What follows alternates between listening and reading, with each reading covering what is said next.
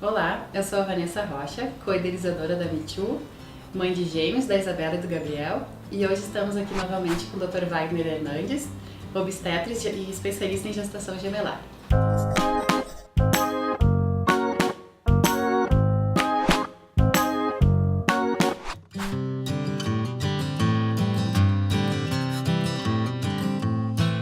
Dr. Wagner, em relação à gestação gemelar, que a gente já sabe que é uma gestação de maior risco, quais são os principais marcos da gestação para que uma mãe possa se tranquilizar assim, a partir do momento que ela passa por eles?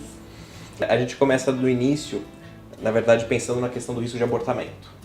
Então a mulher grávida de gêmeos tem um risco um pouco maior de aborto, então ela se preocupa mais com isso, e então até chegar nas 12 semanas, geralmente existe uma certa apreensão, de repente se realmente os dois vão adiante, se um ou nenhum.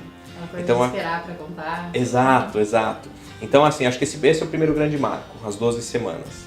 Passado esse grande marco, aí a gente começa a pensar realmente no futuro e pensar a partir de quando essas crianças teriam condições de viver fora do útero. Acho que esse é o grande marco que faz um divisor de águas.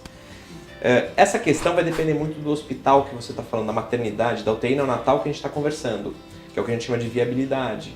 Porque assim, às vezes você tem um hospital que consegue entregar crianças com 24 semanas, 23 semanas você ouve maternidades por aí pelo mundo. Mas às vezes na nossa realidade não é essa, às vezes você vai ter uma maternidade que vai falar pra gente que é 28.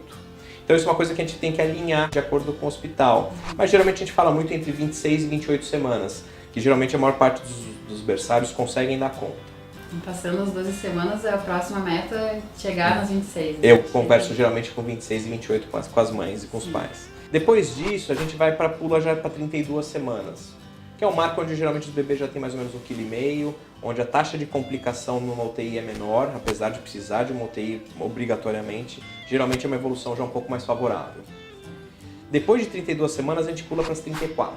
Por que a gente pula para as 34? Porque nas 34 começa o amadurecimento do pulmão dos bebês. É nessa fase, por exemplo, que a gente faz ou não corticoide para amadurecer o pulmão. Se nascer depois de 34 semanas, geralmente a gente nem precisa fazer. Se nascer antes, a gente faz. Mas também é uma evolução benigna, mas é também um divisor ali de uma prematuridade extrema para uma prematuridade que a gente chama de tardia. E é verdade que nessa fase os meninos desenvolvem um pouco depois o pulmão ou não se sabe? É questionável isso, né? Existem algumas diferenças entre o sexo feminino e masculino, né, no feto, mas a gente não observa tanto, a gente não se preocupa tanto com isso. Uma coisa curiosa que a gente sabe é que quando a grávida de gêmeos está grávida de 2 meninos, geralmente nasce mais cedo do que 2 meninas. E o casal fica no meio. Então isso é estatístico. E a gente acredita que tem alguma coisa hormonal que acaba conduzindo dessa maneira a situação. Então é mais ou menos nessa linha. Só continuando para terminar, seria as 37 semanas. Que é justamente o que a gente divide o que é prematuro de termo. Então, a hora que atinge 37 semanas, a gente brinca que o que vier além disso é lucro. E aí a gente vai definir aí um teto às vezes superior para 38 quando tem 2 placentas, 36 quando tem uma só. E quando é uma bolsa só, a gente trabalha num valor de 32 a 34 justamente por esses motivos e pelo risco de uma perda súbita. Tá certo, muito obrigada. A gente Imagina. agradece.